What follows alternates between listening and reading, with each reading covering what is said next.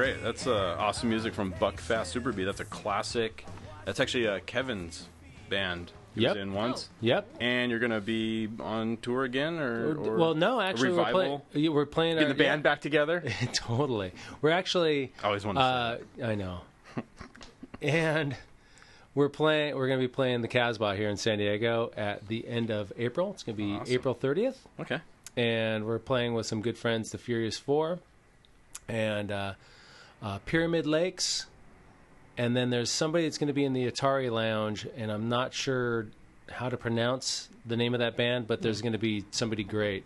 We'll mention on another episode then. We'll get it on there. Yeah, that would be great. We'll look it up. That would be super, super awesome. I want to welcome you to episode 6 of the Vespa Motorsport podcast, sponsored by ScooterWest.com. I'm Alex Kahn, and here with me is... Kevin Lee Stram. As it has been known in the past, it shall be known in the future. I got to add Scott on here, too. And then Scott Jones, engineer. Wait. Scott Jones, engineer. Hello? Hello. Hello. So much better. So much better. And quick disclaimer. Kevin, you can read that. Why? Why? You do such a good job. Why am I such a bad... I'm always the bad news guy. Yeah. Okay. The views and opinions expressed on this show are those of the individual guest and do not necessarily reflect the official policy or position of Vespa Motorsport or ScooterWest.com. ScooterWest.com. So we do have a guest here. Well, should we have upcoming events? Mara Vespa. Let's do it. 2016. Let's hit the upcoming events. June 23rd to the 26th in Memphis, Tennessee this year. Hey, everybody who's been out there, who's done an AmeriVespa, or maybe came to the San Diego AmeriVespa, hey, here's to you. That was an amazing event. If you have an opportunity to go hit AmeriVespa, do it. Memphis should be pretty rad, actually. I think Steve and Robot are heading out to that one. So. There you go. So give them high fives and tell them you heard about it on the podcast. So our super special guest passing through San Diego right now is Stephanie Yu.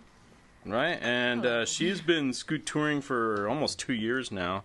Started in Rhode Island and has hit 48 states, Mexico, and Canada.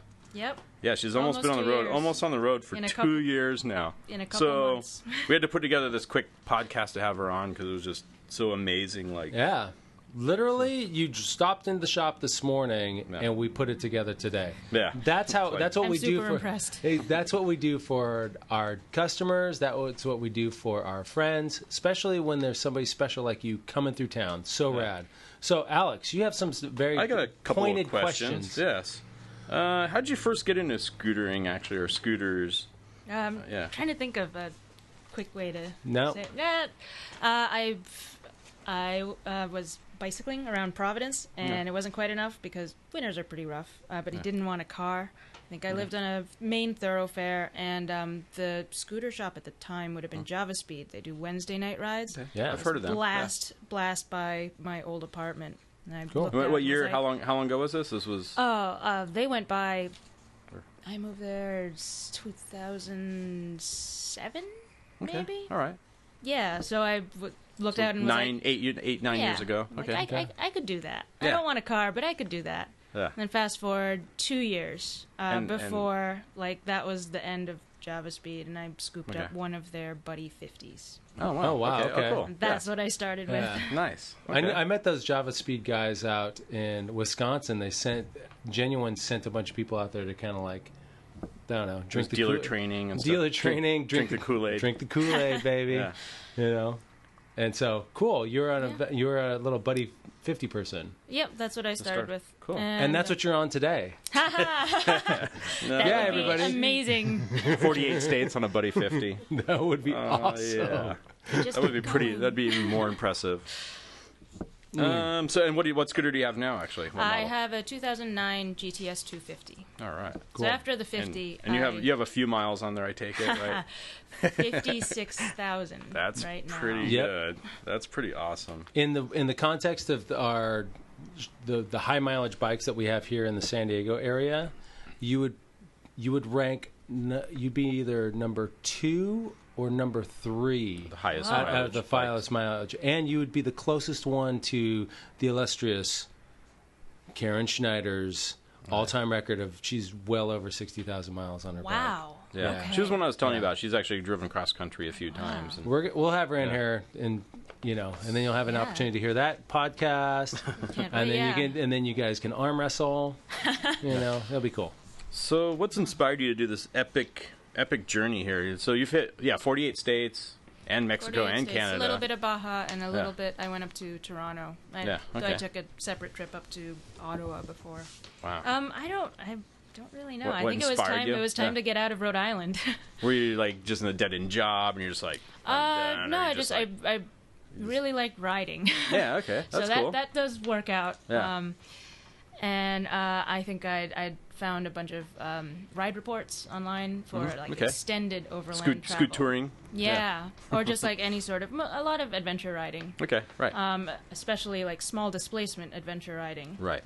So originally, I guess I could have done it on a buddy. And that's you've been on like freeways, surface roads. Well, of course, everything. Mostly I take secondary roads. Wow, that's cool. But smell the roses. Yeah. Yeah. I like doing like 50, 55. Wow. So it's under duress that I'm like, interstate. Okay. Yeah. Right. That's just when I need to get somewhere fast. So you hop on there and like.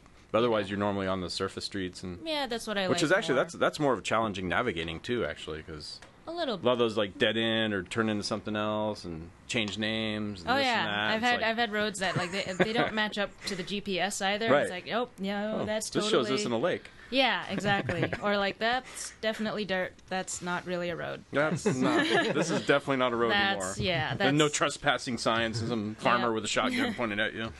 Yeah. It's like I went the wrong way. We do want to hear those. We do want to hear those stories. If you have any crazy like farmer like, oh, come on down. And I did camp in a deserted lake bed in Texas. Haunted. Yeah, and it was because it was like, the sun is setting and I don't want to go back into town and look for another campsite. And like there's thunder clouds heading for me. Oh, wow. And I'm like, all right, just going to pitch the tent right here. Finally found this supposed free campsite. It's covered in trash and bullet shells. Ooh. And I'm like huddled in my tent with the storm going overhead, lightning everywhere. And like, pouring rain? I hope I don't. Yeah, pouring rain. I'm like, hope this new tent holds up. Right, and you don't float away hope or I something. don't get flooded out. Hope nobody shows up with a gun. Yeah. And it was just and then it just ended up being a bunch of teenagers with a keg, right? I mean, it's Texas. Nobody you could showed totally up. happen there. It was just a bunch of old used bullet shells in like middle of nowhere. I spent the morning like walking around this empty lake bed. It was dry. Deserted, empty lake bed. Yep. That's pretty rad. Have you done a lot of camping then, and like or couch surfing, or a little bit of everything? Yeah, staying with relatives, of course. A lot of staying with friends and relatives. Friends you met along the way and things. Yeah, friends that I make. Friends of people who I've never met. Yeah. That I'm just okay. But also like Airbnb when I want to stay put for longer. Yeah. Okay. Something. Definitely couch surfing and camping. Yeah. Okay. Camping has been interesting. Yeah. Because I'm an urbanite. This is right. I learned all of it just to do something like this. Oh, okay. So I'm really comfortable in like a coffee shop. Yeah. Okay. Right. Doing that in an urban setting. With free Wi-Fi. Yeah, exactly. And that's still kind of where I go to just be like, okay, I'm just gonna use their Wi-Fi and this is my living room. Coffee. Yeah. So basically, what that means is that she's going to be here for the next 3 days. We have a nice customer lounge with Wi-Fi in there. Great shower. We can make it espressos. I just saw the shower.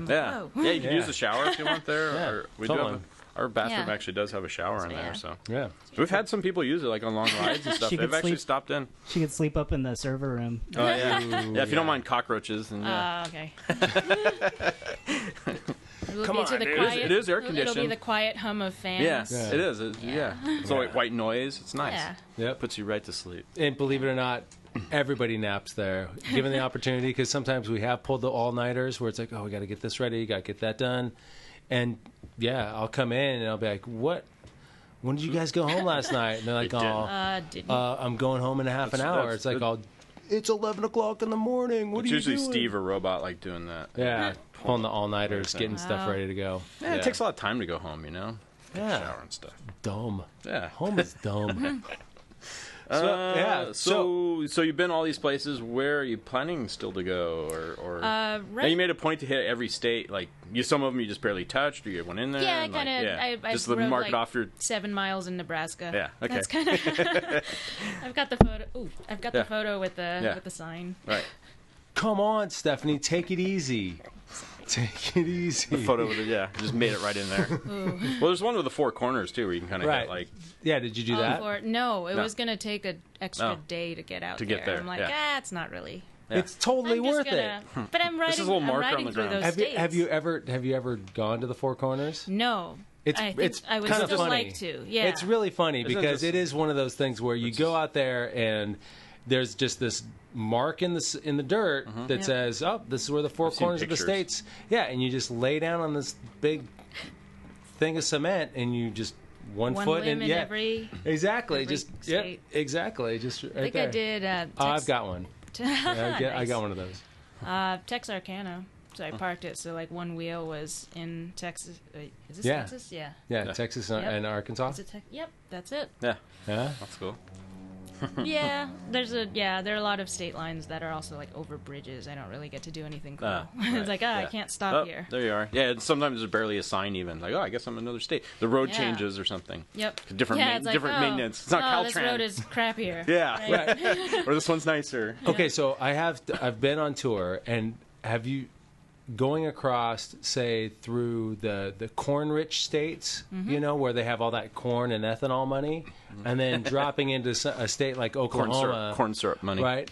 It's for me. We're just driving along, and we're like, it's almost like the car itself just dropped off of a cliff into this onto this dirt road off of this totally super pristine highway. We're like, what the hell was that? It's like, oh, we're in Oklahoma, we're in boys. a different state. Ran out of corn money. Exactly. We're no longer in Kansas, friends. You know? It's all the Indian casinos. Yeah. So back to that. So where are you planning? Where are you planning on going? I think Hawaii, Alaska. I would like to go to Alaska. Yeah. How can it? It's gonna take a little more planning. Right. Might need to rest a little before I get up there. Yeah, that's quite a trek. That's. I was kind of like, Alaska. Yeah, I haven't been there. Right. And then actually started to research what it would mean to go there. And I'm like, okay, this is gonna take a little more planning. It's about 2 weeks. It's like if you're going to go from Seattle to Fairbanks, it's about 2 weeks. There's probably pretty good timing though coming up. Well, next month or so. June is you don't have to fight time. with ice road truckers or something. Right. So June is supposed to be nice. July, not bad. Right. Yeah. It's there. Make But sure you plan make sure the bike's running. It's just if you just right here is the 5 North right here. Just get on the 5 North and just like and just keep open it. and just keep going. Just keep going. But you're going to continue to be on the road for a little bit still, right? Is that the plan? Yeah, or? that is so far the plan. It's working well for me now. So Okay. it's a lot of people ask like, have you found anywhere that you just totally? Just it's like this is it. This is the end. This is Right. where I'm gonna stay. And there are a lot of places I found I really like. Yeah. We spent some time in San Francisco. Yeah. I wintered in the Bay Area last year, and then in Atlanta I wintered this year. Okay, hot Atlanta. Yep. So. I don't know. There's a lot of places I like, but it's not really. Nowhere to settle down yet. It's not calling. Okay. I don't know if that. Maybe I'm not really looking anymore. Okay. So just keep rolling until you just kind of. Probably till I get kind of tired. If you don't mind me asking too, like, how do you fund a journey like this? Do you freelance? I do. I freelance. I work Okay. as a children's book illustrator, cool. and I've done a few marketing kind of gigs and kind of whatever comes my way. Right. But I was working as a book illustrator for 5 years freelancing before I took off. So I had. Have you published in your own books too, or it's all been. It's all books with other publishers and authors. So I just do the pictures, and there's someone else who does the words. Cool.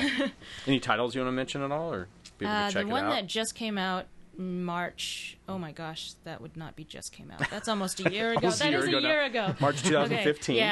Yeah, Okay. is a picture book through Scholastic called Such a Little Mouse. Okay, So cool. lots of cute small Check that animals. out. That's like mostly what I do.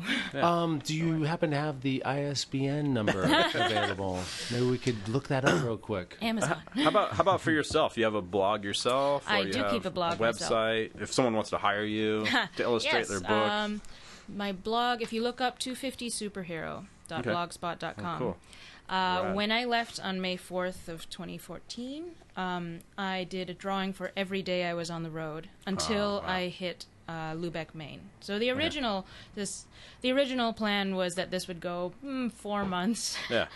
Put everything into storage, or sold off a bunch of stuff, put the rest in storage. In like 4 months, I'm going to go to the 4 extreme points of the U.S. Yeah. So Key West, Cape, 4 corners. Cape Flattery, Okay. around there, Angle Inlet, and Lubeck, Maine. And so in the first 3 months, I think I'd hit the 3 corners. Yeah. And then the rest of the time, I think I got to Lubeck last year in July. So that time is a little weird for Right. me. It's just months later. It's like 3 months, first 3 corners.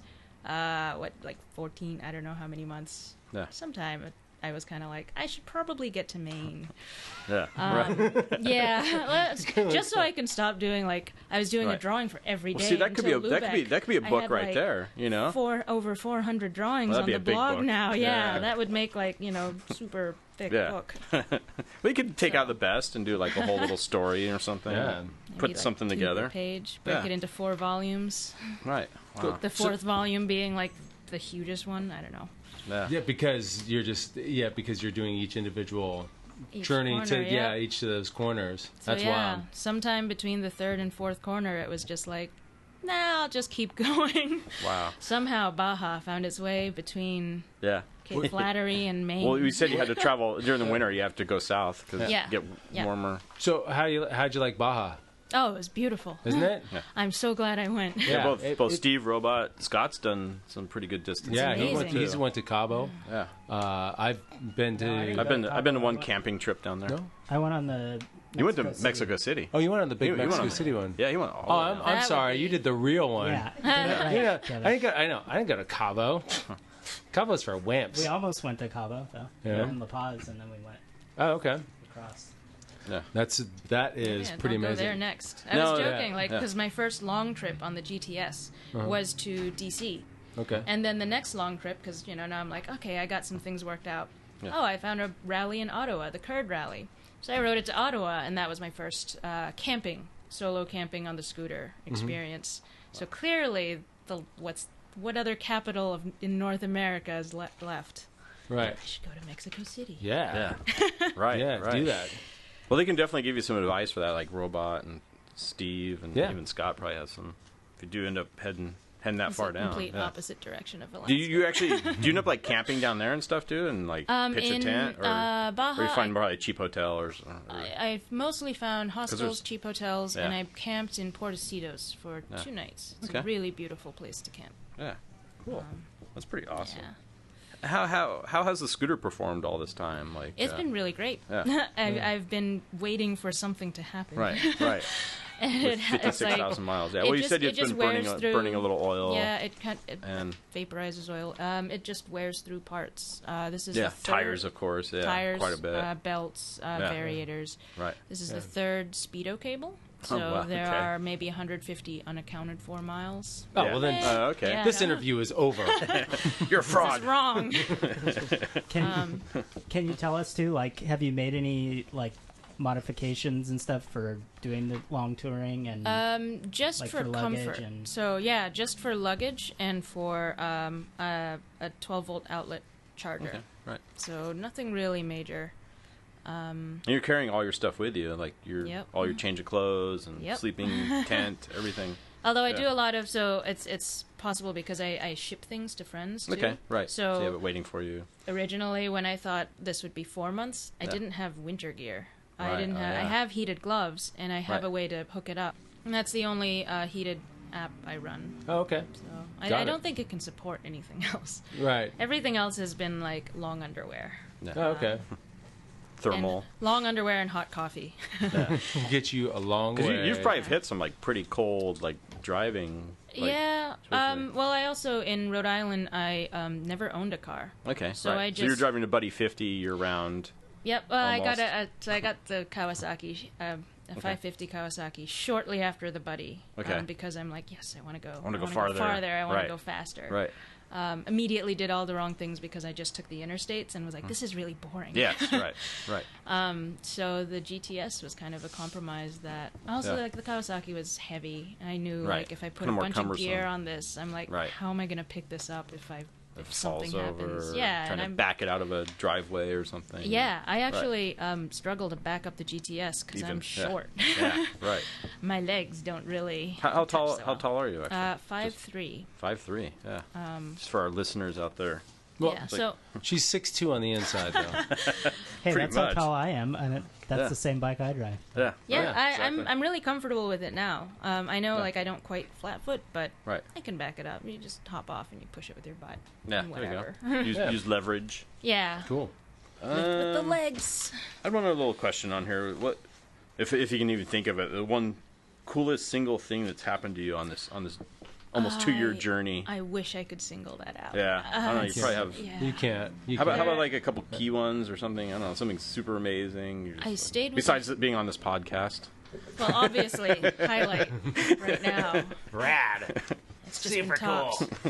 I stayed with a family in Zuni, New Mexico, on a complete whim. Like I went to buy tamales because I saw a $1 tamale sign. Oh, nice. Yeah. Met a lady outside, Cheryl, and she kind of was like, "You're just Well- passing.